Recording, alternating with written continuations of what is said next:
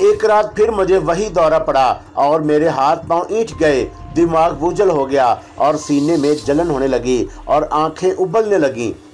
घर में सब सो रहे थे और मैं अपने बिस्तर पर मौत और ज़िसत की कश्मकश में पड़ा था और कोई मेरी मदद के लिए भी नहीं आया, क्योंकि मेरी चीख हलक में ही घुट कर रह गई थी। और इस आलम में भी छत पर हस्बे साबक कुछ शबियत सी दिखाई दी। कुछ साए गुड़मुड़ होते हुए नजर आए और मैंने खौफ और दहशत से आंखें बंद कर लीं।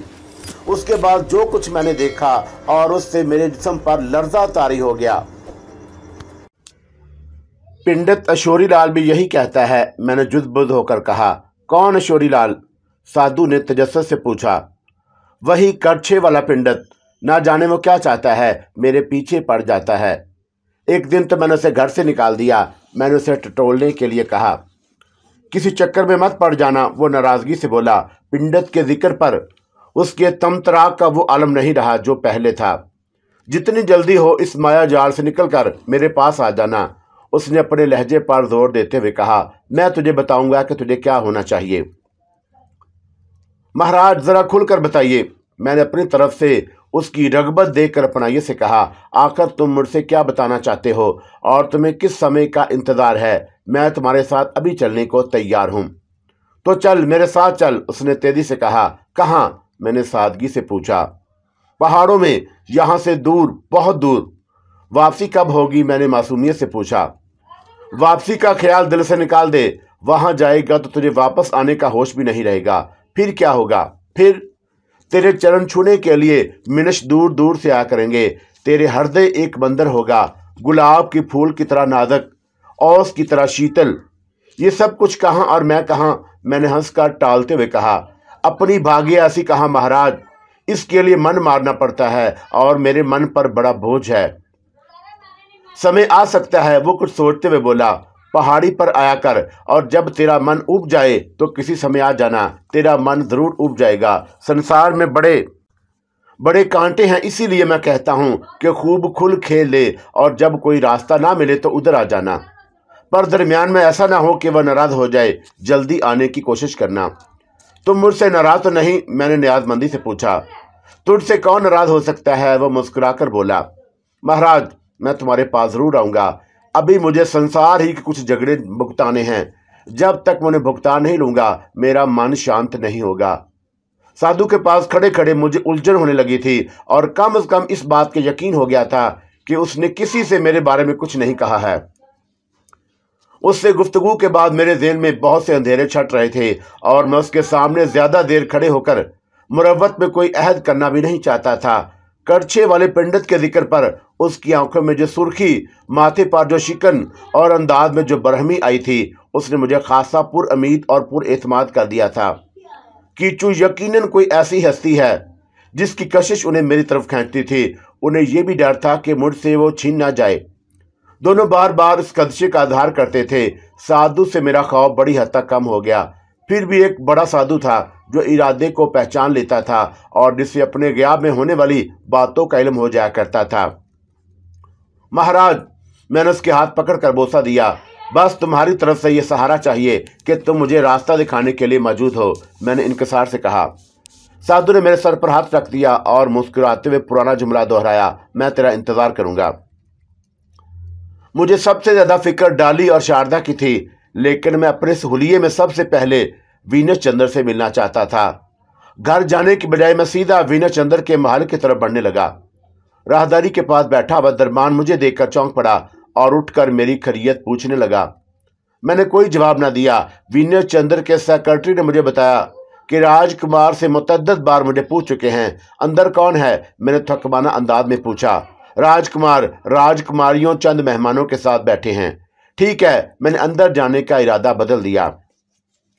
फोन पर इतला दे दो कि मोहनदास वापस आ गया है और थोड़ी देर में लिबास तब्दील करके हाजिर होता है।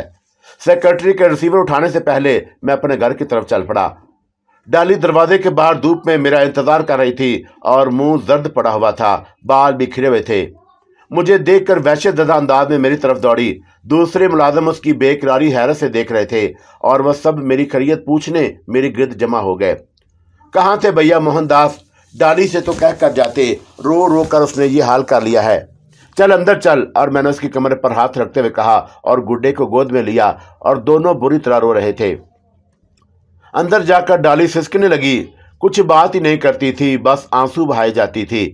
मैंने दरवाजा बंद करके उसे सीने से लगा लिया। डाली, तूने ये तो पूछा नहीं कि मैं कहाँ मर गया था, बस टसवे बहाने बैठ गई। उसकी हिचकियां बंद गईं। तेरे लिए, वो मुंह बसूर कर बोली। उसके मुंह से अल्फाज अदा नहीं हो रहे थे। तुझे कल से दीवानों की तरह जगह जगह तलाश कर रही हूँ। मुझे बताए बगैर कहाँ चला गया? अगर तू आज वापस ना आता तो मैं चूड़ियाँ पीस कर खा लेती। पागल, थर्ड दिली। मैंने उसके रुखसार पर चित लगाते हुए कहा, मैं एक जगह फंस गया था, बस समझ लेके जिंदा वापस आ गया। और तू खुश होने की बजाय रो रही है जैसे मैं मर गया हूँ। कहाँ था तू? वो बिगड़ कर बोली। मैं एक काम से गया था, रास्ते में गुंडों ने हमला कर दिया।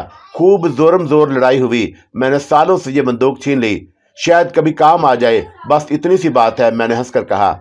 इतनी सी बात है? क्यों इतरा रहा है रे? किसी दिन टीन हो जाएगा।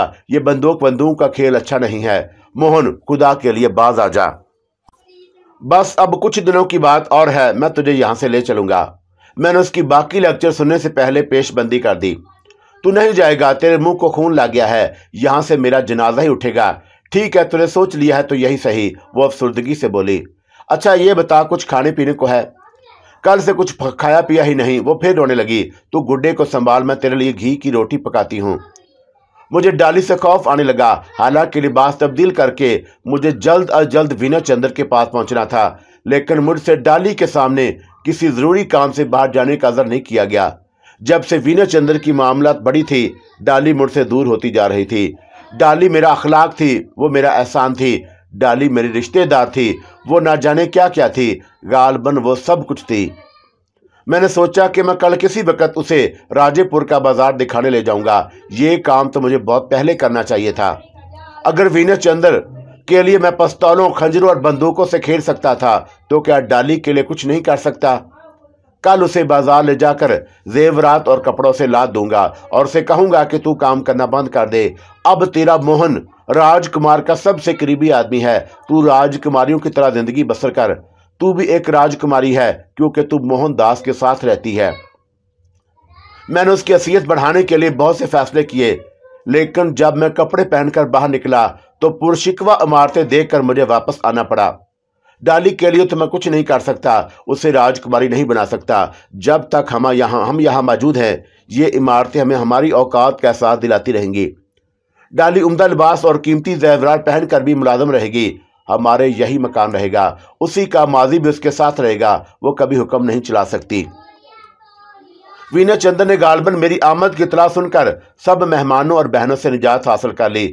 अंदर पहुंचा तो वह तराब से टहल रहा था।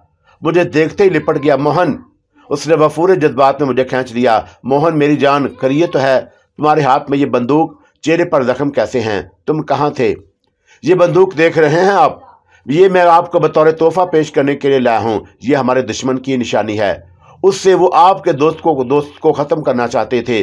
ना जाने कौन सी नेकी काम आ गई। मैंने मुस्तहकम लहजे में कहा। फिर कोई झगड़ा? मुझे यही खतरा था। मैंने तुम्हारी तलाश में अपने आदमी जगह जगह दौड़ाए थे। तफसील से बताओ मोहन, क्या हादसा हुआ है? वो बेकरारी से बोला। विनेश बाबू, मैं 6-7 दुश्मनों को कत्ल करके आ रहा हूँ। शहर से 10-12 मील के फासले पर। जमीन अब भी खून से सुर्ख होगी। अगर वो बेवकूफ़ होंगे तो पुलिस को इतला देंगे। आपके पिस्तौल की 4-5 गोलियां भी काम आ गई। मैंने सर्द लहजे में कहा। उफ, ये क्या हो रहा है? तुम्हें और कहाँ जख्म आए हैं? मैंने कोट और जमीन कमीज उतार कर अपना जिस्म दिखाया। अरे, उन्होंने तुम्हें कोड़ों से मारा है। लेकिन ये सब काम उन्होंने मेरी बेहोशी में कर लिया। फिर जब मुझे होश आया तो मैंने उनके 2 आदमी और मार दिए। अब उनके जख्मों से मुझे कोई तकलीफ नहीं हो रही, बल्कि एक तरह से लज्जत मिल रही है। मोहन, पूरा वाकया सुनाओ। कौन थे वो गुस्से से बोला। मैं उन सब बदमाशों को देख लूंगा। मैं सुबह उस साधु से मिलने जा रहा था जो गुज़श्ता रात गाड़ी के सामने आ गया था। वापसी में उन्होंने मुझे घेर लिया। मैंने कीचो के जिक्र के सिवा पूरी तफसील से सुना दी थी। जैसे जैसे वो ये रूदाल सुनता गया, उसका चेहरा गुस्से से सुर्ख होता गया। तुम्हारा क्या ख्याल है, वो कौन लोग हो सकते हैं? वो तो किराए के आदमी थे। ये पूछिए कि उनके पीछे कौन है? तुमने कोई सुनगुन ली? ज़ाहिर है कि वो आपके दुश्मन थे। वो नहीं चाहते कि मैं आपसे इतना करीब रहूं। वो ठंडी सांस भरकर बोला, मगर जगदीप तो बीमार पड़ा है। क्या वो बिस्तर से काम जारी करने से भी माजूर है? यहाँ उसके दोस्तों की क्या कमी है? दरबान ने अपने से किसी बड़े बदमाश को इतला दी। बदमाश आपकी किसी बहन के पास गया, बहन जगदीप के पास, और फिर हमें उसका जवाब देना होगा। ये बहुत आगे बढ़ गए हैं। ना सिर्फ जवाब देना होगा बल्कि कुछ सवाल भी करने होंगे। मुझे अफसोस है मोहन, दानिश गंभीर आवाज में बोला, कि दोस्ती निभाने का मौका सिर्फ तुम्ही को मिल रहा है। मैं यहाँ औरतों की तरह बैठा तमाशा देख रहा हूँ। यही क्या काम है कि आप मुझसे ऐसी बातें कर रहे हैं? मोहन इस पूरे बूढ़ में आग लगा देने को जी चाहता है। यही वो भी चाहते हैं। इस तरह तो उनका मसला खुद ब खुद हल हो जाएगा। जरा सब्र से काम लीजिए और मुझे इजाजत दीजिए कि मैं चंद नापसंदीदा काम कर सकूं। मैंने उसका हाथ दबाते हुए कहा, तुम्हें इजाजत देने की जरूरत क्यों पड़ गई? क्या तुम्हें शक है कि मैं तुम्हारा कोई अमल नापसंदीदगी से देखूंगा? नहीं, मगर मैं कुछ फैसले अपने तौर पर करने की इजाजत मांगता हूं। तुम क्या करना चाहते हो ये मैं आपको बाद में बताऊंगा। मैंने मुस्कुराकर कहा, तुम मेरा एतमाद हो। वो जोश से बोला, यकीन करो मैं कल दिन से फिर बेचैन रहा। आज सुबह महाराजा तुम्हें पूछ रहे थे। मैंने उनसे कह दिया है कि तुम अचानक अपना दौरा मुक्त सिर करने के बाद मजबूर हो गए थे, जल्दी वापस आओगे। और उनका फोन? मैंने राजदाराना अंदाज में पूछा। कमल ने बात की थी। वो मुस्कुरा पड़ा, ये सब तुम्हारा करिश्मा है। आज उसने मुझे पहली बार फोन किया है। आगे आगे देखिए, मैंने शोखी से कहा। आगे तो मुझे बहुत जंजाल नजर आता है मोहन, वो उदासी से बोला। और कहिए, मैंने उसका ध्यान बटाने के लिए कहा। तुरन्नम से मुलाकात हुई, आज प्रोग्राम जारी रखेंगे, याद आ रही है? वो तीखे लहजे में बोला।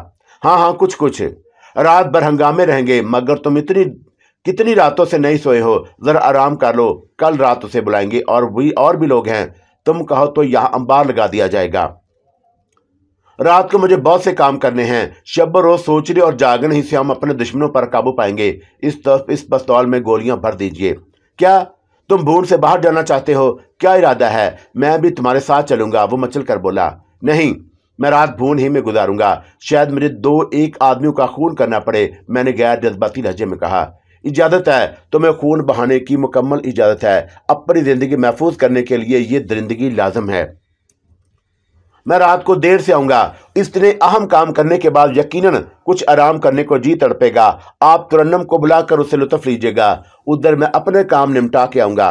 आज रात मुझे कुछ ज्यादा सरगर्म रहना पड़ेगा। इस दहशत से कुछ दिन के लिए सुकून हो जाएगा। मैं एहतियातन तुम्हें दूसरा पिस्तौल दे देता हूं।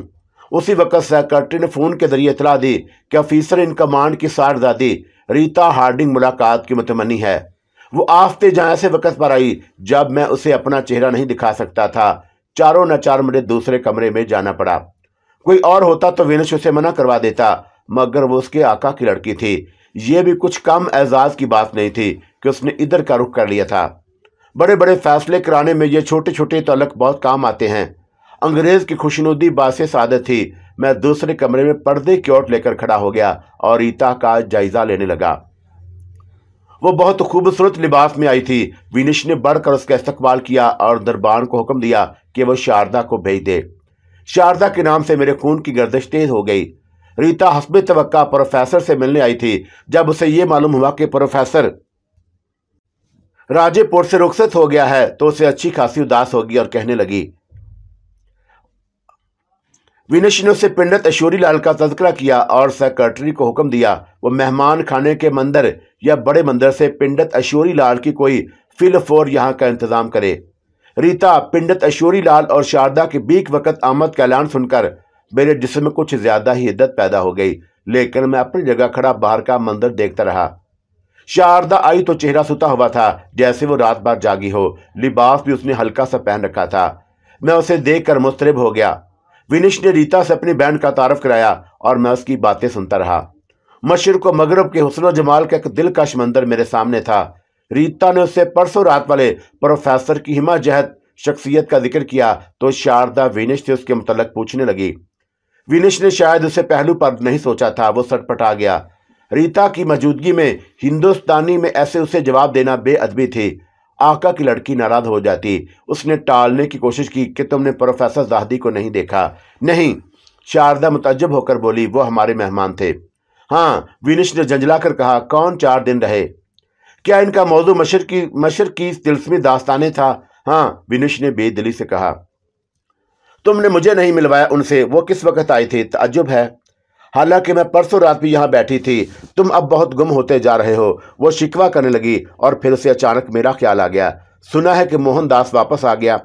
हाँ, वो अंदर मौजूद है, विनेश के मुंह से निकल गया। अच्छा अच्छा, शारजा के लहजे में मुसर्रत फूटने लगी। वो कहाँ गया था? बताऊंगा, विनेश ने घबराकर कहा और रीता की तरफ मतवज्जा हो गया। कहिए मिस रीता, आपने यहाँ शिकार भी खेला? नहीं, अभी कहाँ। सुना है कि राजेपुर में अभी शेर भी हैं। क्यों नहीं, हम आपको शिकार कराएंगे। सच तो ये बहुत दिलचस्प बात होगी, मगर शिकार का लुत्फ प्रोफेसर के बगैर कहाँ आएगा? वो आ जाए उस वक्त प्रोग्राम बनाइएगा। उतनी देर में करछे वाला पंडित भी अंदर आ गया। विनेश ने रीता से उसका तारफ कराया और श्योरी लाड़ से अदब के साथ दरख्वास्त की कि वह रीता का हाथ देकर कुछ पेशगोइयां करे। अंग्रेजों को मुतासर करने के लिए उससे अच्छा तरीका हिंदुस्तानियों के पास नहीं होता। वो अपनी मशीनों, औजार और मादियत से मुतासर करते हैं, तो मशरक वाले उसकी जिद है। पंडित अशोरी लाल ने अपने धुआं देता हुआ करछा रीता के गिर्द घुमाया और आंखें बंद की। वो कोई छोटा मोटा पंडित बहरहाल नहीं था। उसने कहा कि पुत्री, तेरा दिल एक मिनश में पड़ा है और वो इसी धरती का आदमी है। विनेश ने उसका तर्जमा किया तो रीता शर्मा गई। इस जमीन का? उसने हैरत से पूछा। पंडित ने जवाब दिया, हाँ, इसी धरती का। लेकिन विनेश उसके तर्जमे में तरमीम कर दी, मशरक का। ओहो, रीता खिल उठी, पूछने लगी, क्या वो भी? वो कहते कहते रुक गई। विनेश ने पंडित से पूछा, क्या वो भी इनसे मुतासर है? पंडित कुछ सोचने लगा। वो बड़ा आदमी है, उसकी शक्ति बड़ी है, उससे अपनी तरफ लाने के लिए पुत्री को बहुत त्याग देना होगा। विनेश ने फसी अंग्रेजी में तर्जमा कर दिया। मैं क्या करूं? रीता झिझकते हुए बोली। भगवान से लो लगा, वो तेरा हो जाएगा, उसे तलाश कर। पंडित अशोरी लाल रीता को चौंका देने वाली बातें बताता रहा और उधर मुझे मुतासर करता रहा, लेकिन मैं ज्यादा न सुन सका क्योंकि शारदा माजरत तलब करके अंदर के कमरे में आ रही थी जहां मैं खड़ा था। उसे आता देखकर मैं काम में मसरूफ हो गया। मोहन, वो अंदर आकर सरगोशी में बोली। जी दीदी जी। मैंने मुड़कर देखा, वह उदास खड़ी थी। तुम कहाँ थे? उसने मेरे करीब आकर शिकायती अंदाज में पूछा। इसलिए कहा कि पंडित ने रीता से जिस प्रोफेसर के बारे में पेशगोई की थी वो उसने सुन ली थी। अगर उसे यह मालूम हो जाता कि वह प्रोफेसर मैं ही था तो वो रीता की दिलचस्पी का भी यकीन कर लेती। मैं बाहर जाती हूँ और तुम्हारा इंतजार कर रही हूँ। ठीक है, मैं आ रहा हूँ, मैंने गर्दन अकड़ाकर कहा। मैं थोड़ी देर बाद सहमा हुआ बाहर निकला। विनेश मुझे कमरे में देखकर शशदर रह गया। रीता पंडित के सैर अंगेज बातों में खोई हुई थी। पंडित अशोरी लाल कम वक्त मुझे सूंघ कर खामोश न रह सका, दोनों हाथ जोड़कर खड़ा हो गया। महाराज, वो मेरे पांव छूने के लिए आगे बढ़ा। पंडित अशोरी लाल, मैंने नाराज होकर कहा, ये क्या मजाक है? मैं पीछो ताप खाता रहा। महाराज क्षमा कर दो, भूल हो गई। उसे अचानक ख्याल आ गया और वह सोफे पर बैठ गया। मेरा जी चाहा कि उसे उठाकर बाहर फेंक दूं। विनेश, शारदा और रीता हैरत से ये मंदिर देख रहे थे। पंडित अशोरी लाल जैसे बड़े पंडित मुझसे जिस अंदाज में मुखातब हुआ था वो सब के लिए चौंका देने वाला था। उस रात विनेश की मौजूदगी में साधु सामने आ गया था। पंडित ने पेशमानी से गर्दन झुका ली थी। ये कौन शख्स है? रीता ने मुझे सरतापा घूरते हुए कहा। मालूम होता है प्रोफेसर।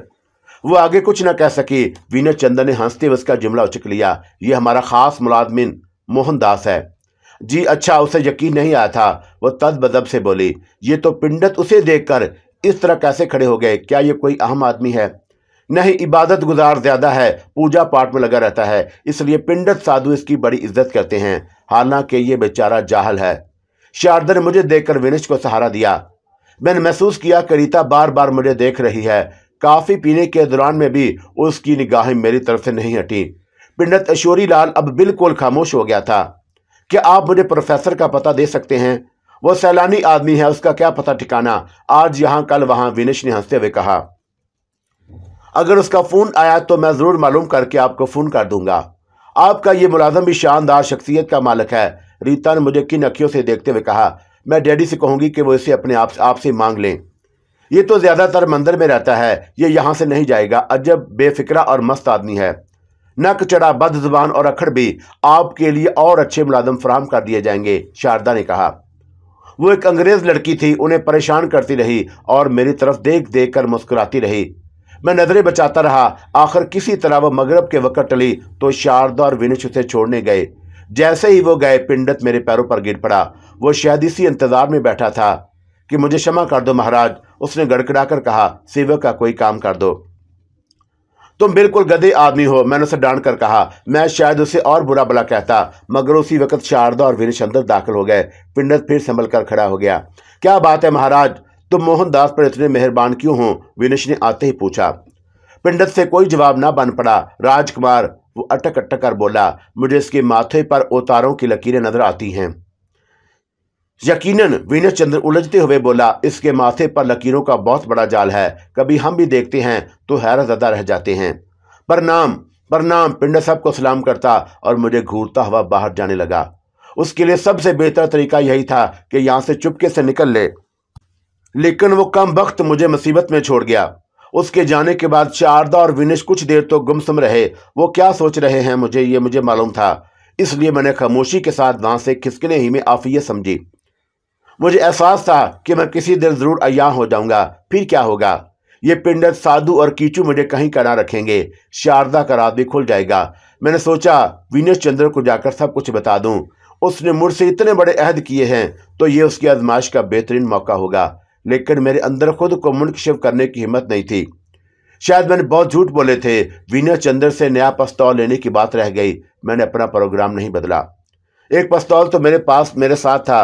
रात को मैं यूं ही घूमता घामता राम प्रसाद की तलाश करता हुआ सदर दरवाजे पर आ गया। वो वहां नजर नहीं आया तो मैंने उसके क्वार्टर की राह ली। इधर उधर ताक कर चुपके से दस्तक दी। जैसे ही वह बाहर आया मैंने पिस्तौल तान लिया। मेरे साथ बाग तक चलो, मैंने हुक्म दिया और वह सख्ती में रह गया। फिर गगियाने लगा, बकवास बंद करो वरना ये गोली तुम्हारे सीने से पार हो जाएगी। चुपचाप चले चलो। राम प्रसाद ने अपने घर की तरफ मुड़कर भी नहीं देखा। वो नेपाली नक्शो निगार का शख्स था। मैंने पिस्तौल जेब में रख लिया और उसे बाग के सुनसान इलाके में ले आया। राम प्रसाद, मैंने उसके गाल पर एक जबरदस्त थप्पड़ रसीद करते हुए कहा, तुमने मेरे बारे में कल किसे बताया था? किसी को भी नहीं, वो लरसते हुए बोला। मैंने 2-3 तमाचे और जड़ दिए और वह दूर जाकर गिरा। मैंने फिर पिस्तौल तान लिया। बताओ वरना मैं तुम्हें खत्म कर दूंगा। बताता हूं, मुझे मत मारो मत मारो, वो कांपती हुई आवाज में बोला। मैंने तिवारी को बताया था। वही तिवारी जो भून के मुहावजों का निगरान है। हाँ, उसने रोते हुए कहा और मुझे सारी बात बता दी। तिवारी का हुक्म था कि जब भी मैं बाहर निकलूं उसे फौरन मतला किया जाए।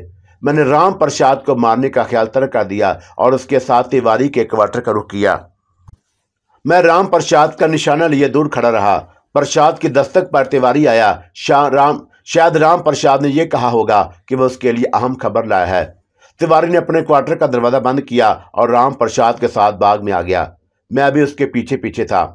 बाग में एक जगह जाकर तिवारी से पूछ रहा था, बताता क्यों नहीं हरामजादे, यहाँ क्यों ले आया?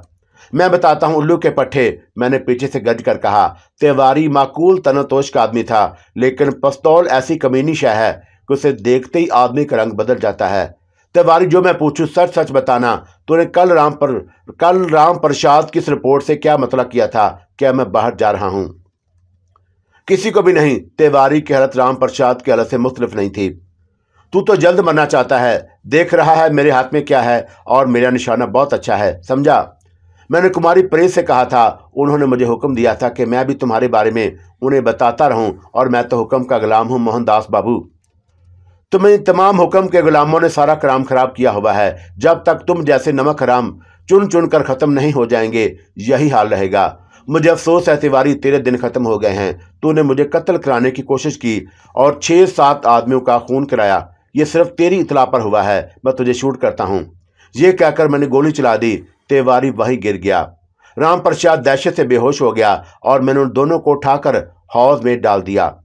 राम प्रसाद कुछ उछला कूदा मगर पानी से बाहर नहीं आ सका। मेरे पिस्तौल में सिर्फ एक गोली थी, वरना मैं उसे उसकी अज़ियतनाक मौत से बचा लेता। बहरहाल प्रीत दीदी और जगदीप बहादुर और उनके गुर्गों को मालूम हो जाएगा कि जवाब इस तरह दिया जाता है। उस काम से निपट कर मैं दोबारा विनेश चंद्र के हिस्से की तरफ चल पड़ा। सबसे पहले मैं जगदीप के कमरे में दाखिल हुआ। उसके लबों पर मेरे दीदार से एक लरजाहट पैदा हुई और उसकी आंखों में सारे जहां की नफरत सिमट आई। राजकुमार की तबीयत कैसी है? मैंने सादतमंदी से पूछा। बेहतर हूं, उसने मजबूत आवाज में जवाब दिया। गुस्सा उसमें शामिल था। तुम कैसे हो? जिंदगी के दिन काट रहा हूं, रोज मौत का इंतजार करता हूं, पर मौत इधर फटकती ही नहीं, किसी और तरफ निकल जाती है। तबीयत ठीक होने के बाद तुमसे बात होगी मोहनदास। मैं राजकुमार के हुक्म पर मुंतजर रहूंगा। अभी रास्ते में एक साधु मिला था, कह रहा था कि तेरी किस्मत में बड़े राज लिखे हैं, लंबी उम्र पाएगा, सारे दुश्मन खत्म हो जाएंगे। पता नहीं और क्या क्या कहता था, शायद आपके साथ बंद कर किस्मत बदल जाए। अब तुम जा सकते हो, जगदीप ने इश्ताल अंगेज लहजे में कहा। मैं सरकार के मजाज पूछने आया था, मैंने सर खम करके कहा। भगवान करे सरकार जल्द ठीक हो जाएं, बड़े काम अधूरे पड़े होंगे। खुश एतवार नर्स ने मुझे मजीद बात करने से मना कर दिया। आज मेरा इरादा एक मसरूफ रात गुजारने का था। अभी रात के 10 बज रहे थे। जनान खाने में प्रीत की तरफ जाने में खतरे थे और मेरा दिल समाविश से 4 बातें करने के लिए तड़प रहा था। तस्वर में उसका नक्शा अजब उभरता था। ये रात आने वाली रातों से मुख्तलिफ ना होती और आज मौका ना मिलता तो आइंदा की क्या जमानत थी। मैं जनान खाने की तरफ जाने वाले रास्ते पर गामदन हो गया। जगदीप की बीमारी की वजह से बूंद के हंगामों का बाजार मंदा पड़ा था। मैं यूं ही बांदियों को छेड़ता इधर उधर घूमकर वक्त काटता रहा। रात के 11 बजे कुछ और रोशनियां बुझ गईं। फिर भी प्रीत जैसी तरादार, तेजो तरार, छील छबीली, शोको शंग लड़की इस वक्त तनहा मिल जाना किस्मत की बात थी। प्रीत को रेस के मैदान में घुड़सवारी के लिबास में देखा था और उसकी तलखी तरश कटीली बातें सुनी थी। उसकी गालियों का रस कानों में उंडेला था और उसके सितम देखे थे। मैं सोचता था कि इस फूल जैसी नादक बदन लड़की के सर में कैसा शरीर दिमाग मौजूद है। उधर जाने में नाकाम वापस होने का अंदाजा नहीं था, क्योंकि अगर प्रीत से मुलाकात ना हो सकी तो उसकी मां बनिया रानी की शिकायत दूर कर दूंगा। मैं राजकुमारियों और रानियों के छोटे बड़े महल्लात से गुजरता हुआ प्रीत के महल तक पहुंच गया। वहां रात छा चुकी थी। इक्का दुक्का मुलाजम नजर आ रहे थे। प्रीत और रानी के कमरे में मुझे पहले से मालूम थे। कमरे रोशन थे और मैंने कुछ सोचकर पहले बनिया रानी के कमरे का रुख किया। हल्की सी दस्तक के जवाब में एक बांदी ने सर उबारा। कौन है? मोहनदास, बनिया रानी से ने बुलाया था। कहो सेवक आया है, कोई काम हो तो बताएं। अंदर से आवाज आई, आ जाओ, अंदर आ जाओ। मैं सर झुकाकर अंदर दाखिल हो गया। तुम्हें फुर्सत मिल गई मोहनदास? बनिया रानी उठकर बोली और वह अपनी रेशमी पलंग पर बिखरी हुई कोई रिसाला पढ़ रही थी। मैंने नजर उठाकर देखा और मेरे सामने खमीरी मैदा पड़ा हुआ था। वो भरे हुए बदन को एक नाकाबिले बर्दाश्त औरत थी। प्रीत और उसमें बड़ा बस फर्क ये था कि वह दोनों माँ बेटी के तलक से पहचानी जाती थीं। मुझे तो एक बहुत बड़ा झूठ मालूम होता था। प्रीत का बदन हल्का और आंखें शोक थी। बनिया रानी गुदाज बदन और हवसनाक आंखों का मरका थी। उसने लाल दोशाला एक तरफ किया। शब ख्वाबी के लिबास में उसका रंग झलकने लगा। मैं नहीं कह सकता कि बनिया रानी ने किस वक्त बांदी को इशारा किया। जैसे ही वो गई, बनिया रानी ने मेरी बहादुरी और वजाहत की तारीफें शुरू कर दी। तुमने उस दिन घोड़ा कैसे उठा लिया था? बस जी उठा लिया। वजन ना उठाओ तो पूछता कौन है? इस दुनिया में जो ज्यादा वजन उठाता है उसी की पूछ होती है। मैंने सादगी से कहा। मेरा तजर्बा था कि रानियों को यह सादगी बहुत पसंद आती है। बातें बहुत अच्छी करते हो, खड़े क्यों हो, बैठ जाओ, इधर बैठो। उसने पलंग के करीब रखी हुई कुर्सी की तरफ इशारा किया। हमने तुम्हारी तरफ नजर ही नहीं की थी। उस दिन तुम्हें देखा तो पता चला कि हम भून से कितने बेखबर रहते हैं। मुझे वहां से जल्दी रुखसत होना था क्योंकि और काम निपटाने थे। यहां आने का मकसद यह था कि प्रीत के कमरे की सुन गुन ली जाए। उधर खामोशी छाई हुई थी। गोया बेप्रीत से मुलाकात का बेहतरीन वक्त था, इसलिए मैंने उसे मजीद जहमतों से बचा लिया। एक बात कहूं बनिया रानी, मैंने शर्मा कर कहा। कहो, उसने मेरी तरफ इश्तियाक से देखकर कहा। बात यह है कि उस दिन मैंने भी आपको पहली बार गौर से देखा। जब आपने मुझे आने के लिए कहा तो मैं आने के लिए बेचैन था। फुर्सत ही नहीं मिल रही थी। मुझे ये मालूम हुआ कि आप प्रीत की माँ हैं तो मुझे यकीन नहीं आया। सच बताइए, ये सच है? छोड़ो भी, तो तुम भी बेचैन थे? वो मुस्कुराकर बोली। मोहनदास, बून में तो खूब जी लगता होगा। यहाँ तो बड़ी दिलचस्पियाँ हैं। हाँ है तो ज़रूर, मगर मेरी आदत ज़रा मुख्तलिफ है। मुझे इधर उधर भटकने की बजाय एक ही जगह रहना पसंद है। हमें भी ऐसे आदमी पसंद हैं। उस दिन हमने तुम्हारी बहादुरी के लिए इनाम रखा था, ये लो। उसने अपने हाथ की अंगूठी उतार कर मुझे दे दी और पूछा, बून में और किस किस के यहाँ खिदमत की? उसे जाने दीजिए, ये राज की बातें हैं। मैं इस सिलसिले में बड़ा बाएतिमाद मुलाजम हूँ। ये बात तो अच्छी है, दूर क्यों बैठे हो, इधर आ जाओ। शुक्रिया, मैंने शोखी से कहा और उसके बराबर पलंग पर जा बैठा। तुम्हारे हाथ देखें कितने सख्त हैं, उसने मेरे हाथ से जोर से दबाकर कहा। तुम फौलादी आदमी हो। बनिया रानी देर तक इस किस्म की बातें करते रही। मुझे ख्याल आया कि वीना चंदन ने तरन्नुम को बुला लिया होगा। प्रीत से मिलने के बाद उसके पास पहुंचूंगा तो देर हो जाएगी। मगर बनिया रानी एक पुख्ताकार औरत की तरह दिलनशीं बातें करती रही और वह कुछ झिझक भी रही थी। अब मैं चलता हूं, मैंने उठते हुए कहा। उसे इसे इजलत की तवक्का नहीं थी। इतनी जल्दी तो आए क्यों थे? वो खफा होने के अंदाज में बोली, बैठो, ऐसी भी क्या जल्दी है? फिर आऊँगा, अब मुझे इत्मीनान हो गया है कि आप मुझ पर मेहरबान हैं। मैं उठने लगा तो उसने मेरी आस्तीन पकड़ ली। अगर वक़्त का ख्याल ना होता तो तमाम रात उसके पास बैठा रहता और बोलते वक़्त उसके चमकदार आंखों को देखता रहता और वो दांत तोड़कर सामने की सिलाई बनाने को जी चाहता था। आप? मैंने खौफजदा लहजे में कहा। हाँ मोहनदास, हम तुम्हें पसंद करते हैं।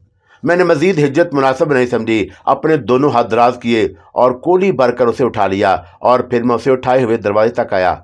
मैं किसी दिन, मुमकिन है कि कल रात ही आऊँ बनिया रानी, मैं उसके लबों की सुर्खी चुराकर कहा। नहीं नहीं, मैं तुम्हें जाने नहीं दूंगी। उसने मेरे गले में बाहें डाल दी। अब तुम मेरे सेवक हो। ठीक उसी वक्त टेलीफोन की घंटी बजी और वो मेरी आगोश में मचलने लगी।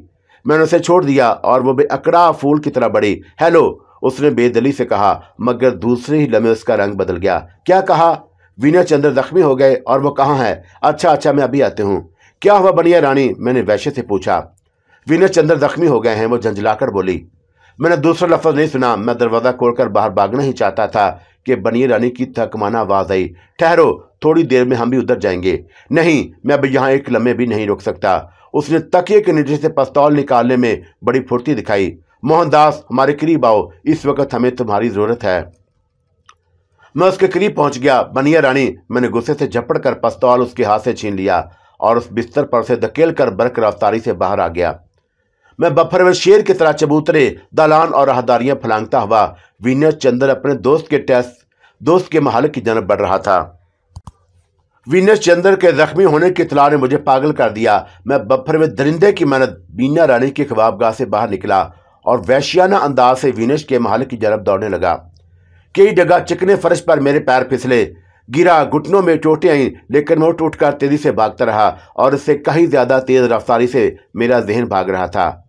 कल उन्होंने मुझ पर मौत का जाल फेंका, आज नाकाम होकर विनय चंद्र पर हमला कर दिया। वो सांस लेने के लिए एक लम्हे की मोहलत भी नहीं देना चाहते थे। बनिया रानी का पिस्तौल मेरे हाथ में सख्ती से दबा हुआ था और मेरी उंगलियां किसी का निशाना लेने के लिए तड़प रही थीं। मैं इश्ताल अंगेज हालत में कलांचे भरता और छलांगे मारता हुआ जब विनय चंद्र के महल के नजदीक पहुंचा तब वहां एक सोगवार सी फिजा छाई हुई थी। मुलाजमों के चेहरे लटके हुए थे और राजकुमारियां अंदर की तरफ लपक रही थीं। अंदर से दबी दबी सिसकियों और हल्की हल्की चीखों की आवाजें आ रही थी। मेरा दिल डूबने लगा, कदम लड़खड़ा गए, आंखों में खून उतर आया और मैंने फैसला किया कि अगर विनय को कुछ हो गया तो मैं बीना रानी के पिस्तौल से आज रात खून की होली खेलूंगा। धड़कते दिल और लड़ते कदमों से अंदर दाखिल हुआ। मुलाकाती कमरे में सबसे पहले मेरी नज़र विनय चंद्र की नौखेद भांजी सुंदिया पर पड़ी। उसने सिदकते हुए मुझे ख्वाबगाह की तरफ इशारा किया। मैं कोई बुरी खबर सुनने को तैयार नहीं था, इसलिए उसे कुछ पूछने की हिम्मत नहीं हुई। ख्वाबगाह का दरवाज़ा खुला हुआ था। मैं झपट कर अंदर पहुंचा तो मेरे हलक से चीख निकल गई। विनय मसैरी पर बेहोश पड़ा हुआ था और उसके कपड़े खून में लथपथ थे। वहां शारदा, पारो, हीमा और दूसरी राजकुमारियां, रानियां और सुरेश पहले से मौजूद थे। मुझे आता देखकर पारो और शारदा अपनी चीखें न रोक सकी। मोहनदास, जरा विनय को देखना, वो हलकती हुई बोली। डॉक्टर को फोन कर दिया है? मैंने डगमाती हुई आवाज में पूछा। उन्होंने हिचकियों के साथ इस्बात में गर्दन हिलाई। पारो के दानों पर विनय का सर रखा हुआ था और उसकी आंखों से टिप टिप आंसू कर रहे थे। चंद लम्हों के लिए मैं सुन हो गया। विनय चंद्र के जिस्म से लिपटकर चीख चीख कर रोने को जी चाहता था, मगर दूसरों की नजरों में अपनी असलियत का ख्याल दामनगी था। मैं अपने दोस्त को झंझोड़ कर अपनी मौजूदगी का सहारा भी नहीं दे सकता था। समझ में नहीं आता था कि किस तरह अपने जज्बात का इजहार करूं। मैंने मसलते ताक पर रखी और खुद को संभालता हुआ विनय की मसहरी के करीब पहुंचा। उसकी टांगें सीधी की, उसका बायां शाना खून में नहाया हुआ था। मैंने उसे अपनी गोद में उठाकर कमीज उतारी, अपने आस्तीन से खून पूंछ कर पारो के सर का रुमाल जख्म पर बांध दिया। बज़ाहिर विनय को 2 गोलियां लगी थी। बाएं शाने की खाल उधर गई थी और बाएं हाथ की छोटी उंगली को पूरा गोली ने उड़ा दिया था। उसकी सांस तेजी से चल रही थी। करिए तो है मोहन, शारदा ने मेरा बाजू झंझोड़ते हुए इस तरह पूछा जैसे मैं कोई डॉक्टर हूं। सब ठीक है, जल्दी से डॉक्टर को बुलाइए, मैंने घबराए हुए लहजे में जवाब दिया और पूछा, ये कैसे हो गया? पता नहीं, शारदा आंसुओं के दरमियान बोली। इस वक्त रात को उसे तनहा मोटर में जाने का शौक ही उठा था। क्या ये हादसा मोटर में पेश आया था? मैंने हैरत से पूछा। हाँ, शारदा ने रोते हुए जवाब दिया। ड्राइवर बेचारा मारा गया और इस हालत में ना जाने किस हिम्मत से गाड़ी चलाते हुए लाया और यहाँ खास दरवाजे पर होश खो बैठा। वहां से उसे बेहोशी की हालत में यहाँ लाया गया। वीनस चंद्र से तो मेरा प्रोग्राम ये तय हुआ था कि वह मेहमान खाने से तरन्नुम को तलब करके मेरा इंतजार करेगा और हम एक खूबसूरत रात मनाएंगे। फिर वो इतनी रात गई, अचानक कैसे बाहर निकल गया। उसने मेरा इंतजार भी नहीं किया। काश मैं उसके पास ही रहता और गोली मुझे लग जाती। मुझे खुद को तसल्ली की जरूरत थी। मैं सबको सब्र शुक्र की तलकीन कर रहा था। डॉक्टर आने में देर लगा दी। ख्वाबगाह में अनजहानी प्रकाश चंद्र की बीवियों, बेटियों और बेटों की भीड़ लग गई थी। बीना रानी और प्रीत भी बिलखती और तड़पती हुई उस सोगवार मजमा में शामिल हो गई थी। मुझे देखकर बीना रानी की आंखों में बेचैनी सी पैदा हुई। उधर प्रीत ने नफरत अंगेज लहजे में पारो को अंग्रेजी में मुखातब किया। इस मरीज को यहां से दूर हटाओ। ये पसंदीदा तौर पर हमारे जाती मामलों में शामिल होता जा रहा है। उसका इशारा मेरी तरफ था। मुझे कोई तासर तो नहीं देना चाहता था, लेकिन बर्दाश्त करना मुश्किल हो गया। मैं उस अंग्रेज बच्ची को उसकी मादरी जुबान में मादरजात सुनाते सुनाते रह गया और वो मेरी कहर आलूद नजरों की ताब नहीं ला सकी। अगर वह अपनी जुबान पर काबू में ना रखती तो मैं सबके सामने उसकी जुबान खींच लेता। प्रीत, पारो ने उसे डांटते वाले अंदाज में समझाया। यह वक्त गुस्से और नफरत के इजहार का नहीं, वो वीनस चंद्र के बहुत करीब है। वीनस तुम्हारा भाई जख्मी है, शारदा ने तासफ से कहा। मैं देख रही हूं, प्रीत ने नहोसत से जवाब दिया। मेरी जुबान खोलने से पहले डॉक्टर आ गया और उस भीड़ में खुलबली सी मच गई। डॉक्टर ने माजरत खवाहाना अंदाज में सबसे बाहर निकलने की दरख्वास्त की। शारदा, पारो, बीना रानी, सुरेश और मेरे सिवा सब बाहर निकल गए। अभी डॉक्टर ने मुआयना शुरू ही किया था कि दूसरा डॉक्टर आ गया, फिर तीसरा और उसके साथ नर्सों का कगौल भी अंदर दाखिल हुआ। थोड़ी देर में ख्वाबगाह ऑपरेशन थिएटर का मंजर पेश करने लगा। शारदा, बीना रानी और पारो को भी बाहर निकाल दिया गया। मैंने जाने से इनकार कर दिया। पारो मेरी सिफारिश में पेश कदमी ना करती तो डॉक्टरों को सबसे पहले मुझसे निपटना पड़ता। हादसे के वक्त तुम कहाँ थे मोहनदास? विनश के छोटे भाई सुरेश ने मुझसे आहिस्तगी से पूछा। उसके लहजे में तहक्कुम था। मैं बीना रानी के कमरे में था। मैंने सोचे समझे बगैर जवाब दिया। वहां क्यों गए थे? मुझे सुरेश का ये अंदाजे तो खादर पसंद नहीं आया। मैंने धीजे लहजे में जवाब दिया। उन्होंने मुझे तलब किया था। तुम्हें राजकुमार के पास रहना चाहिए था। तुम राजकुमार के मुलाजम हो या बीना रानी के? वो गुस्से से बोला। मैं हर शख्स का मुलाजम हूं। आप कोई हुक्म देंगे तो क्या मना कर दूंगा? मैंने झंझलाकर कहा। लेकिन तुम्हें राजकुमार के हुक्म को तरजीह देनी चाहिए थी। राजकुमार ने मुझे थोड़ी देर के लिए छुट्टी दे दी थी। मैंने उस नादान छोकरे के गैर जरूरी सवालों से आजिज़ आकर कहा। उसका दिल मेरी तरफ से साफ नहीं था। यकीनन दुश्मनों ने उसे मेरे खिलाफ बढ़ा होगा। मैं खून के घूंट पीकर रह गया। डॉक्टर पूरी तंदी से विनश का जिस्म टटोल रहे थे और मैं उनकी तरफ से कोई उम्मीद अफजा खबर सुनने का मुंतज़िर था। उस वक्त मैंने शदीद तन्हाई महसूस की। मुझे पहली बार एहसास हुआ कि वीनस चंद्र मुझसे किस कदर करीब आ गया था और मैं अपने आप से कितना दूर हो गया था। मेरे कान डॉक्टरों की सरगोशियों की तरफ लगे हुए थे। उनकी संजीदा सूरतें देखकर होल आता था। पता नहीं कि वो क्या खबर सुना दें। मुमकिन है कि ये भी वीनस चंद्र के दुश्मनों में से हों। हो सकता है कि उन्हें भी खरीद लिया गया हो। सुरेश बाबू, मैंने उदासी से कहा, डॉक्टर क्या कहते हैं? वो चिढ़ सा गया। तुम हमें किस तरह मुखातब कर रहे हो? राजकुमार कहो। तकब्बर से बोला। और हमने तुम्हारे मुतल्लक सही सुना था कि तुम बहुत ज्यादा मुंह चढ़ गए हो। मैंने बेमुश्किल तमाम गर्दन झुकाई और खामोशी से कोने में जाकर खड़ा हो गया।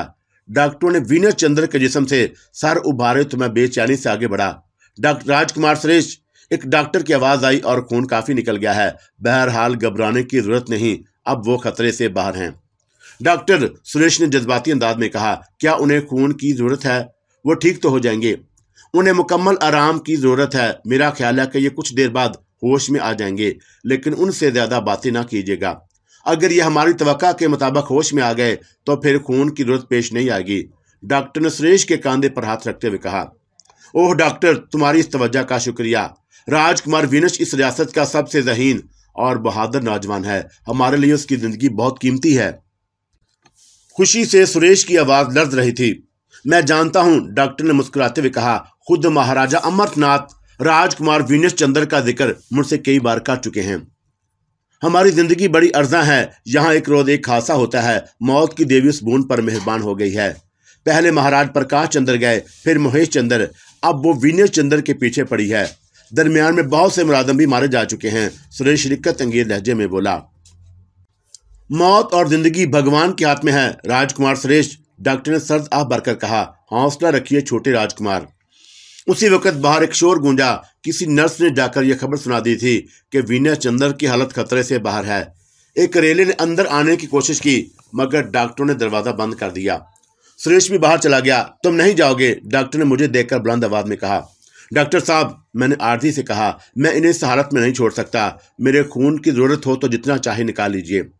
तुम्हें प्रेस का बहुत ख्याल है? डॉक्टर ने बुजुर्गाना लहजे में पूछा। यह सब मेरी वजह से हुआ है डॉक्टर, मैंने गर्दन डालकर कहा। तुम्हारी वजह से? डॉक्टर ने हैरत से पूछा। हाँ, अगर मैं इनके साथ होता तो शायद उनकी यह हालत ना होती। 3-4 गोलियां तो मैं आगे आकर खुद भी अपने ऊपर ले लेता। आह, उसने मेरी पीठ थपथपाते हुए कहा। ऐसे मुलाजिम कहाँ मिलते हैं जो अपने आकाओं से इतनी मोहब्बत करें, और ऐसे आका कहाँ मिलते हैं जो राजकुमार जैसे हों। तुम्हें देखकर कोई नहीं कह सकता कि तुम एक मुलाजिम हो। ये तो किस्मत की बात है डॉक्टर साहब, शक्ल सूरत में क्या रखा है। तुम बहुत तरक्की कर सकते हो, फौज में चले जाओ, वहां तुम जैसे खूबसूरत नौजवानों की बड़ी कदर है। इस मुलाजमत में क्या तरक्की कर सकते हो? स्मार्ट हो और दिलकश। वालिद मरहूम का भी यही ख्याल था, और मैं उनकी बात मान लेता तो तरक्की करता हुआ कम अज कम कैप्टन के ओहदे तक जरूर पहुंच जाता। डॉक्टर मुझसे ख्वाम खा मुतासर हो गया था। उसे क्या मालूम था कि मेरे साथ कैसी अजीब दास्तान वाबस्ता है। थोड़ी देर पहले मैंने 2 आदमियों को कत्ल किया है, और अब भी मैं एक सिपाही का काम कर रहा हूं। यहाँ कोई ओहदा, कोई तमगा तो नहीं है, मगर ये खुला महादे जंग है। फौज में मैं अंग्रेजों के हक में उनके दुश्मनों से लड़ता, यहाँ मैं वीना चंद्र के लिए उनके दुश्मनों से नबर्दे आजमा था। डॉक्टर साहब, मैंने ज़हर खान से जवाब दिया। राजकुमार वीना चंद्र की तरक्की मेरी तरक्की है। मैंने उसके खोंटे से अपने आप को बांध दिया है, और आप मेरे मुतल्लिक सोचना छोड़ दिया है। तुम बहुत दुखी मालूम होते हो, उसने मुलायम नजरों से मुझे घूरते हुए कहा। शायद राजेपुर का वो बड़ा डॉक्टर मुझे कुछ और इज्जत बख्शता कि नर्स ने उसकी तवज्जो मबजूल कर ली। डॉक्टर दोबारा वीना चंद्र के मुआयने के लिए चला गया। फिर उसने जल्द ही हाथ उठाकर ऐलान किया कि राजकुमार को देखने के लिए बाहर मुंतजिर लोगों को यक्के बाद देगरे अंदर आने दिया जाए, और इस दौरान में मुकम्मल खामोशी इख्तियार की जाए। कमरे से असिस्टेंट और नर्सों की भीड़ छिट गई थी। मैं दूर खड़ा बाहर से आने वाले सोगवार चेहरे देख रहा था। बाजार सब के सब दिल गिरफ्तार नजर आ रहे थे। ये मेरे लिए एक इबरत अंगेज मंजर था। मैंने पारो का चेहरा देखा और उसके अंदर झांकने की कोशिश की। पारो के चेहरे पर एक खौफजदा हुज़न छाया हुआ था। मैंने बीना रानी का चेहरा देखा और मुझे हंसी आ गई। उसने अपनी आंखें झुकाकर सारा तासर छुपा लिया था। मैंने प्रीत का चेहरा देखा जो बुरगश्ता और कबीदा था। उसके माथे पर शिकने पड़ी हुई थीं। मैंने हीमा, शारदा, सुंदिया और शंकतला को देखा। सच्चे झूठे चेहरे, भीगी आंखें, बुझे हुए चेहरे। यहाँ राजेपुर के बाद उमरा भी मौजूद थे। हर शख्स टूटा हुआ और बिखरा हुआ नजर आता था, और वो एक नजर विनेश को देखते और सिसकियां बरकते हुए जाते रहे। शारदा और पारो वहां ठहर गईं। शारदा की हसरत भरी आंखों में ऐसी फरियाद थी जिससे ने मुझे मुस्तरब कर दिया, जैसे वो कह रही हो कि तुमने देख लिया। मैंने निगाहें चुरा ली और घुटनों में सर देकर एक कोने में बैठ गया। लोग आते जाते रहे और मैं अपने भयानक ख्यालों में डूबा रहा। वीना चंद्र अगर मुझसे बेवफाई कर लेता तो अपना कहाँ ठिकाना होता। वो एक लम्हे के लिए मुझे बर्दाश्त ना करते। बीना रानी के पिस्तौल की 6 गोलियां कब तक मेरा साथ देती।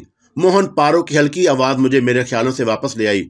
वो मुझसे बहुत करीब खड़ी थी और आहिस्तगी से कह रही थी, सुनो, तुम अपने घर जाकर आराम करो। मैंने सर उठाकर देखा।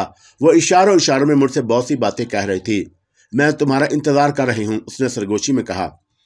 क्या मैं यहाँ नहीं ठहर सकता? मैंने उदासी से पूछा। पागल नहीं बनते, वो घबराए हुए लहजे में बोली। चलो, मेरा नरम गरम बिस्तर तुम्हारा इंतजार कर रहा है। मैं तुमसे चंद जरूरी बातें भी करना चाहती हूँ, उसने झंझट कर इधर उधर देखते हुए कहा। मेरे इनकार पर पारो बेबसी से मुझे देखने लगी और शशोपंज में पड़ गई।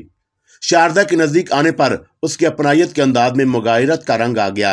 मोहन, शारदा ने नरमी से कहा, यहाँ विनेश की देखभाल के लिए नर्सें और डॉक्टर मौजूद हैं। विनेश को नींद का इंजेक्शन दे दिया गया है और उसे आराम की जरूरत है। मैं उन्हें बेआराम नहीं करूंगा, मैं यहीं फर्श पर पड़ा रहूंगा। पारो और शारदा जुद-बुद होकर वहां से रुखसत हो गईं। कमरे में मैं और चंद नर्सें रह गईं। फिर मैं उठा और विनेश की मुसहरी के करीब जाकर मैंने बेख्तियार उसकी पेशानी को बोसा दिया। उसके गाल थपथपाए और उसके बालों की लट दुरुस्त की। नर्सें उससे मेरी वाराफ्तगी गौर से देखती रहीं और उसकी चादर हर तरफ से दुरुस्त करके मैं कुर्सी खींचकर मुसहरी के करीब बैठ गया। उसका चेहरा तकते तकते देर हो गई तो एक तेजो तरार नर्स ने मेरी मुहैया तोड़ने की कोशिश की। ये तुम्हारे कौन लगते हैं? वो मुद्दम स्वरों में बोली। मैं जवाब देना चाहता था कि ये मेरा महबूब है, ये मेरा शोहर है, ये मेरी बहन है, मेरी बीवी है, लेकिन मैंने होंठों पर उंगली रखकर उसे खामोश रहने की तलकीन की और वो मुस्कुराकर बोली, राजकुमार गहरी नींद सो रहे हैं, तुम हल्की सी आवाज में बात कर सकते हो। रात अभी खासी पड़ी है। और वह शोकी में उसने मैनिखेर नजरों से दूसरी नर्स को देखा जो तमाम तर इन हमाक से मेरा जायजा ले रही थी।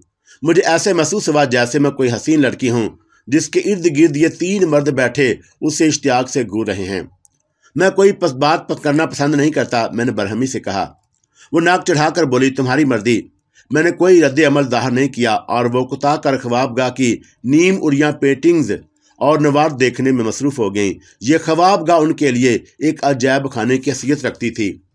एक बार मेरे जी में आया कि मैं इन तीनों नर्सों को शूट करके और उनकी लाशें ख्वाबगाह से निकलने वाली आंधी सड़क में फेंक कर वीनस चंद्र को उठाकर ले जाऊं ताकि वह प्रकाश बूंद की भेड़ियों से निजात हासिल कर ले। ज़हन की मशीन उल्टी सीधी चल रही थी। बूंद के बहुत से लोगों को जिंदा जला देने के मंसूबे ज़हन की भट्टी में पक रहे थे।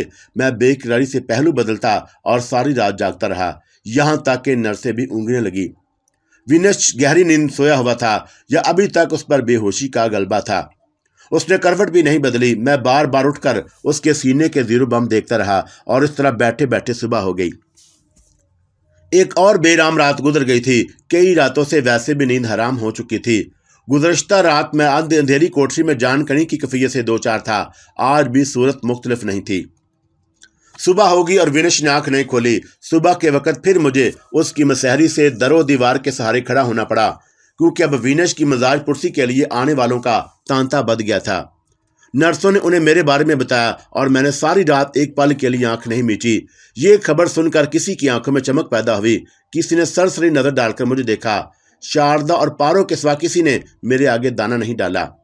उन लोगों की आमद से मुझे ख्याल आया कि राजेपुर का हर शख्स वीनस की इयादत के लिए आएगा। उनमें महाराजा अमृतनाथ भी होंगे और राजकुमारी कमल, कर्नल हार्डिंग भी और अंग्रेज भी जो इस दिन और दावत में शरीक थे। मैं उन सब के सामने किस तरह पेश हूँगा? कर्नल हार्डिंग की दूरबीन नजरें यकीनन मुझे पहचान लेंगी। वो मुंह फट सब के सामने मुझे उड़ियां कर देगा। महाराजा भी हैरानी से मेरा चेहरा देखेंगे और कोई ये यकीन नहीं करेगा कि वीनस चंद्र के दोस्त प्रोफेसर जाहदी और उसके मुलाजिम मोहनदास में ये हैरत अंगेज मुशाहबत महज इत्तेफाक है। मेरे बारे में उनके सवालात और भून के लोगों के जवाबात से अच्छे नताइज बरामद होने की तवक्का नहीं है। मुझे वीनस चंद्र की सेहतयाबी तक खुद को अपने मकान में रूह पेश कर लेना चाहिए। मैं खुद अपनी बीमारियों का बहाना बना सकता हूँ, लेकिन ऐसे नाजुक वक्त जब वीनस चंद्र हर तरफ से दुश्मनों में घिरा हुआ जख्मी हो और अपने सरहाने उसे मेरे सहारे की जरूरत हो, मुझे उसे छोड़कर मसरतों के तकादे पूरे करने चाहिए। मैं कब तक खुद को छुपाऊंगा? मुझे महाराजा अमृतनाथ और कुमारी कमल के सामने किसी खदशे के बगैर आ जाना चाहिए। फिर मुझे वीनस चंद्र पर ताज़ा हमले के मुजरमों का सुराग भी लगाना है। अभी अभी खबर आएगी कि हौज से राम प्रसाद और तिवारी की लाशें बरामद हुई हैं। मेरी अदम मौजूदगी में दुश्मन खतरनाक मंसूबे बना सकते हैं। अब वीनस को मेरा दिफा करने का भी होश नहीं है। उन सब मसायब का तो पहले ही से अंदाजा था। फिर बून में मजीद कयाम को क्यों तरजीह दी जाए? शारदा और डाली को लेकर चुपचाप यहाँ से निकलने में पसो पेश क्यों किया था? क्या हिसाब चुकाने और कर्जे भुगताने के अज़ाम थे? ये तो एक खुली हुई जंग है, कभी फतह कभी शिकस्त, कभी दोस्तों का पल्ला भारी, कभी दुश्मनों का। मैदान जंग से फरार कैसा? फरार अपने रूह के सामने हमेशा के लिए पेशमानी। मेरी पिस्पाई भून के शरीफ और मासूम लोगों की पिस्पाई, जिन्हें वीनस चंद्र से और मुझसे उम्मीदें वाबस्ता करने की नादानी की थी। मैं और वीनस ने कल रात कैसे कैसे मंसूबे बनाए थे। मैं अंधेरी कोठरी से 10 खूंखार आदमियों को मारता काटता निकल आया था। रात में क्या सोच रहा था? क्या बीना रानी और प्रेत की ख्वाबगाह की तरफ जाने की जुर्रात का कोई इनाम वसूल ना किया जाए? रात मैंने प्रीत के 2 आदमियों को जहन्नम रसीद करके उसे कायल करना चाहा था कि जवाब इस तरह दिया जाता है। या अभी प्रीत ने अपने नमक खवारों राम प्रसाद और तिवारी की मौत की दिल खराश इतला नहीं सुनी थी।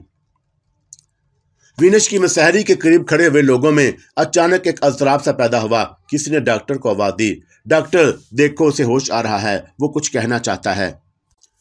किसी ने मेरे जिस्म में बिजली का तार लगा दिया। मैं हड़बड़ाकर उठा। भून की मुअज़्ज़ज़ औरतें दरमियान में आ गईं। मैं उन्हें अपने सामने से हटाने की जुर्रत नहीं कर सकता था, इसलिए ठठक कर रुक गया। वो क्या कह रहा है देखो, वो बोलना चाहता है। पारो की आवाज़ आई। वो किसे पुकार रहा है? डॉक्टर, डॉक्टर, तुमने सुना? खामोश, खामोश, शोर ना मचाओ, हवा में उसे मत घेरो। उसने आंखें खोल दी हैं। वो किसे तलाश कर रहा है? हे भगवान, हमारे भाई को ठीक कर दे। मुख्तलिफ आवाज़ें मेरे कानों में रस टपका रही थीं। डॉक्टर ने सबको बमुश्किल तमाम खामोश किया। राजकुमार वीनस, कहिए कैसे मिजाज हैं? डॉक्टर ने पूछा। कुछ देर तक वीनस की आवाज़ नहीं आई और डॉक्टर ने फिर मुअद्दब और शुगुफ्ता लहजे में उसका हाल पूछा। जी जी, उसने वीनस चंद्र के मुंह से निकलने वाली लफ्जों की तशरीह चाही। मोहन, मोहन। डॉक्टर ने तकरार की और सर उठाकर पूछा, मोहन कौन साहब हैं? एक साथ बहुत सी आवाजें गूंजी। मोहन, मोहन, तलक, शीरीं, तुरश आवाजें, और मैंने शर्म से सर झुका लिया। शारदा भागी भी मेरे पास आई। मोहन, उसने वफूरे मसरत से कहा, वो तुम्हें पुकार रहा है। डॉक्टर मेरा बाजू पकड़कर मसहरी तक ले आया और मुझे आता देखकर हैरतज़दा अंदाज में राजकुमारियां और रानियां पीछे हट गईं। उनमें प्रेत और बीना रानी भी थीं। वीनस चंद्र से जब मेरी नजरें मिली तो उसके लबों पर एक लतीफ सा तबस्सुम उभरा। मोहन, उसने अपनी कमजोर आवाज में मुझे मुखातब किया। राजकुमार, मैंने बेताबी से जवाब दिया, मैं यहाँ मौजूद हूँ। वीनस की आंखों में एक तगैयुर सा पैदा हुआ। एक लम्हे के लिए वह बुढ़ सा गया, फिर मुस्कुराने लगा। शायद उसे ख्याल आ गया था कि मैं अपनी बेकरारी का इजहार करने में क्यों झिझक रहा हूँ। मोहन, वो कुछ कहते कहते रुक गया। जी राजकुमार, मैंने मुस्तैदी से कहा। कितनी गोलियां लगीं? वो हिम्मत करके बोला। शायद 2, मैंने डॉक्टर की तरफ ताइद नजरों से देखकर कहा। हमला करने वाले अनाड़ी थे मोहन। वह मुस्कुराते और चारों तरफ नजरें घुमाते हुए बोला। गोली उछलती हुई लगी। बेचारा ड्राइवर फजूल में मारा गया। आपने तो बहुत बड़ी हिम्मत का सबूत दिया, खुद गाड़ी ड्राइवर करते हुए लाए। अब आप कैसा महसूस कर रहे हैं? किसी कदर कमजोर, मगर मैं अब भी 2-3 को निशाना बना सकता हूँ। प्लीज अब ज्यादा बातें ना कीजिए राजकुमार, डॉक्टर ने दरमियान में दखल दिया। मैंने भी उसे कम बोलने का मशवरा दिया, मगर उसने किसी की नहीं सुनी। मैं बैठना चाहता हूँ, उसने कसमसाकर कहा। डॉक्टर ने पसो पेश किया, मगर वह मसहरी पर बैठे बगैर नहीं माना। उसका बायां शाना और हाथ पट्टियों से बंधा हुआ था। उसने जख्मी हाथ उठाकर एक सरसरी जायजा लिया। सब लोग दम बखुद खड़े थे। वीनस चंद्र सब लोगों की मौजूदगी में सिर्फ मुझे मुखातब करके मेरे हक में कोई अच्छा काम नहीं कर रहा था। क्या हो गया था? मैं उस वक्त पूछना नहीं चाहता था, लेकिन मुंह से निकल गया, क्योंकि इस सवाल ने मुझे रात भर बेचैन रखा था। रात हमसे चूक हो गई मोहन, वीनस अपना शाना सहलाते हुए बोला। आपने मेरा इंतजार तो कर लिया होता, मैंने शिकायतन कहा। उस वक्त बड़ी जल्दी थी। महाराजा अमरनाथ के सेक्रेटरी की तरफ से इतला दी गई थी कि महाराजा के मजाज अचानक नासाज हो गए हैं। दुश्मन ने शबे खून मारा। वो हंसने लगा। मैंने उस फोन पर यकीन कर लिया और तुम्हारा इंतजार किए बगैर रवाना हो गया। रास्ते में उन्होंने चारों तरफ से गाड़ी घेर ली। अंधेरी में वो ये शिनाख्त नहीं कर सके कि मैं आगे स्टीयरिंग पर बैठा हूँ। उनके तमाम निशाने पीछे बैठे हुए ड्राइवर पर जाए गए। पिस्तौल मैंने भी चलाया, लेकिन ज्यादा जोर दिखाने का मौका नहीं मिला। काश मैं भी आपके साथ होता, मैंने मचलते हुए कहा। अच्छा हुआ कि तुम साथ नहीं थे। मैं तुम्हारी जिंदगी का खतरा मोल नहीं ले सकता। वीनस चंद्र अपना और मेरा तल्लक बेतदरीज सब पर अयां कर रहा था।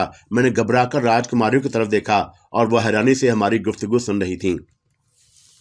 आपने किसी को पहचाना? मैंने मौजू बदलने की कोशिश की। नहीं, दिल में हसरत ही रह गई। खैर कोई बात नहीं, मैंने जोश में कहा। मैं उन सब से निमट लूंगा। ये बात मैंने सबके सामने दानिस्ता कही थी। अब मैं उसमें से कोई कलाम नहीं था। वीनस चंद्र से मेरा रबत ज़बत कितना गहरा हो चुका है। तमाम एहतियातें हाथ से निकली जा रही थी। हालात ही कुछ इस अंदाज में पेश आ रहे थे। चुनाचे मैंने भी मजीद कोई एहतियात रवा रखने का इरादा तर्क कर दिया। राजकुमार, मैंने सख्त लहजे में कहा, निशाना मेरा भी बुरा नहीं है और मैं दुश्मनों को पहचानने वाली आंखें भी रखता हूँ। अगर उन्होंने तेवर ना बदले तो अब मैं किसी के साथ कोई रियायत नहीं बरतूंगा। वीनस, शारदा ने तंबी आवाज में कहा, पहले तुम अपनी सेहत की तरफ तवज्जो दो और नकारा बजवा दो कि प्रकाश भून के लोग राजेपुर की गद्दी के लालची नहीं हैं। शारदा, वीनस ने बिगड़ कर कहा, कौन कहता है कि हमें उसकी तमन्ना है? हमारे किस अमल से यह साबित हुआ है कि हम राजेपुर की गद्दी के ख्वाब देख रहे हैं? महाराजा अमरनाथ की मौजूदगी में ऐसा सोचना भी गुनाह है। भगवान करे कि वो लंबी उम्र पाएं। मैं तुम्हारी खातर ये ऐलान कर रहा हूँ कि मैं राजेपुर के महल से कोई दिलचस्पी नहीं। ये भून हमारी रियासत है, लेकिन इसका ये मतलब ना समझा जाए कि हम अपने दुश्मनों से रहम की भीख मांग रहे हैं या हम बुज़दिल हैं। हम ईंट का जवाब पत्थर से देना जानते हैं। वो हाथ कलम कर दिए जाएंगे जो हमारे भून के किसी शख्स पर उठने की गुस्ताखी करेंगे। हम खामोश नहीं बैठेंगे। बस बस, बुजुर्ग महारानी माया देवी ने बिगड़े तेवरों से कहा, बहुत हो चुका। वीनस को आराम की जरूरत है और तुम सब उसे घेरे हुए हो। हम लोग भी यहाँ खड़े हैं। पर प्रीत ने तंजिया कहा। हाँ, वीनस ने चौंकते हुए पूछा, कहो प्रीत, कैसी हो? अपनी बताओ, हीमा नाराजगी से बोली। शायद हम पर तवज्जो नहीं दोगे। भून में इनकलाब आ चुका है। प्रोलतारिया ने हुकूमत संभाल ली है। अभी तक तो नहीं, लेकिन बोरसवाओं के यही तौर तरीके रहे तो प्रोलतारिया यकीनन सर उबारेंगे। वीनस की बजाय शारदा ने तेजी से जवाब दिया। शायद हमें दोबारा वजाहत करनी चाहिए। विनय चंद्र ने बुलंद आवाज में कहा कि मोहनदास हमारा सबसे करीबी आदमी है। भून लोगों को हमारे फैसले का एहतराम करना चाहिए, क्योंकि हम यहाँ के मकीनों के खिलाफ कोई कदम नहीं उठा सकते। मोहनदास एक वफादार, जानसार, ज़हीन और जुर्रतमंद नौजवान है। उसने अपनी खूबियों ही से मेरे दिल में यह मकाम पैदा किया है, विनश ने बेपरवाही से कहा। लेकिन हम ऐसी फ्याजियों के आदी नहीं।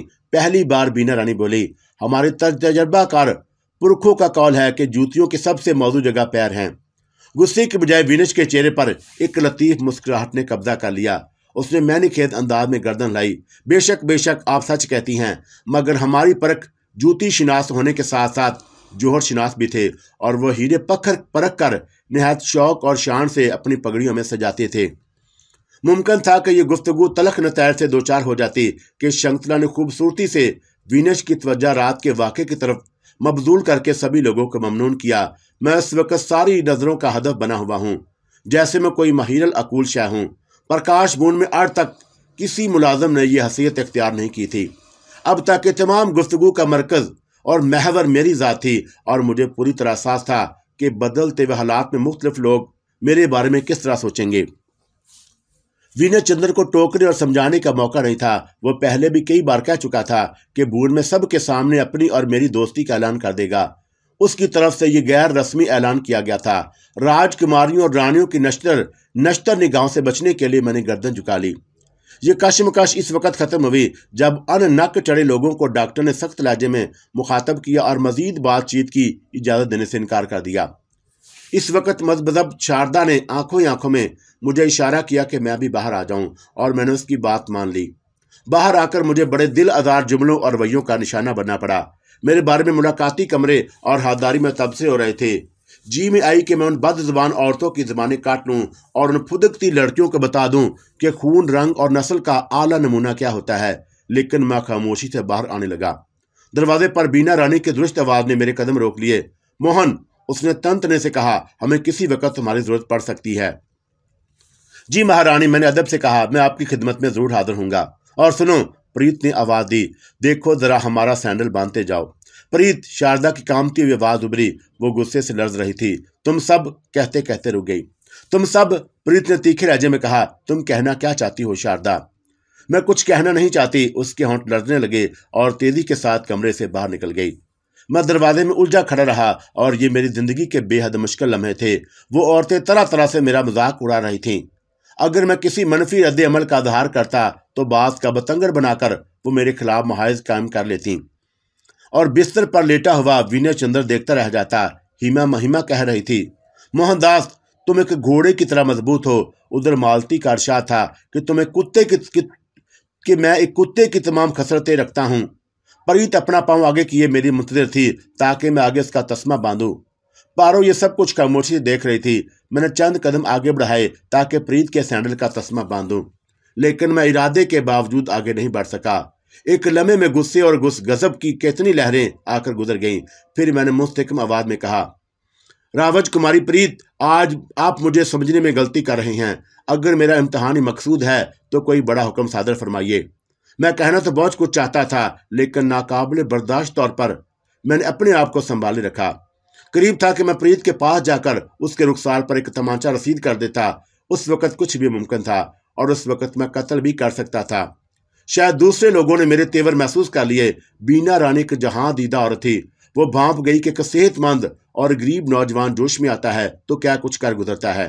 प्रीत, तुमने सुना कि कल रात भून में 2 और मुलाजमों का खून हो गया है, राम प्रसाद और तिवारी। क्या? और वो हैरत से उछल पड़ी। उनकी लाशें बाग के हौज से बरामद हुई हैं।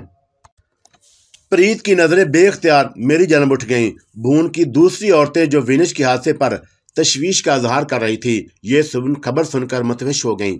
उन्हें किसने मारा? प्रीत ने बेसाख्ता कहा। कौन जाने, हीमा ने शाने उचकाकर जवाब दिया। कौन जवाब दे सकता है? ओहो, प्रीत तलमलाकर बोली, ये कोई अच्छी खबर नहीं।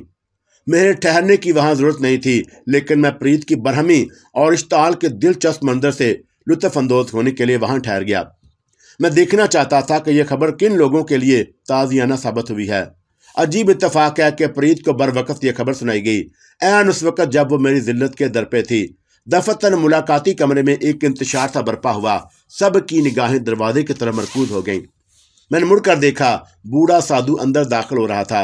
मैंने नमस्ते के लिए हाथ उठाया ही था कि गैर मुतवक्का तौर पर उसने अपना हाथ मेरे कंधे पर रख दिया और भून के तमाम औरतों के हाथ मेरे नाम के लिए जुड़ गए। वो कीदो एहतराम से उसे देख रही थी। साधु के लबों पर एक बुजुर्गजाना मुस्कुराहट थी और उन सब के लिए ये बात बड़ी हैरत अंगेज थी कि साधु ने बेतकल्फी से मेरे कंधे पर हाथ रख दिया है। लाल पीले रुखसार और दमक उठे, साड़ियों में एक अर्ताशता पैदा हुआ। मैं अपने अंदर कुछ ज्यादा एतमाद महसूस करने लगा और पहली मर्तबा मुझे ये मंजर दिलचस्प और दिलकश लगा। उनमें बेहद हसीन औरतें थी। प्रकाश भून के आसूदा, शरारती, शोखें और लहरें मारते हुए बदन। महाराज, बुजुर्ग माया देवी साधु के चरण छूते हुए बोली, भगवान से हम लोगों को शरण देने के लिए प्रार्थना करें। सब माया जाल है। साधु ने अपना पुराना नारा बुलंद किया। दान पुण्य करो, भगवान को याद करो। साधु एक हाथ मेरे कंधे पर रखे, दूसरा हाथ साधुओं के रिवायती अंदाज में उठाए हुए आगे बढ़ता रहा और उसके एहतराम में सब पीछे हट गए। सुन रे, और वह तमाम लोगों से बेनियाद होकर मुझसे बोला, हर वक्त इस ख्याल में मत पड़ा रहा कि कभी देवी की और भी ध्यान दिया कर। कल सहपहर में ही साधु से मेरी तफसीली गुफ्तगू हुई थी, इसलिए मैं खामोशी से उसकी बातें सुनता रहा। महाराज, हमसे कौन सा पाप हो गया है? कौन लोग हमारे दुश्मन हो गए हैं? विनिश पर हमला किसने किया है? रात भी भूल में 2 नौकर मारे गए। महाराज कुछ बताओ, हम क्या करें? रानी माया देवी हाथ जोड़ती हुई आरजी से बोली, जिस लकड़ी पर बसेरा है उसी को काटा जा रहा है। जब तक लकड़ी कट नहीं जाएगी यही होता रहेगा। साधु मुस्कुराते हुए बोला, किधर है राजकुमार? उस कमरे में एक साथ बहुत सी आवाजें आईं।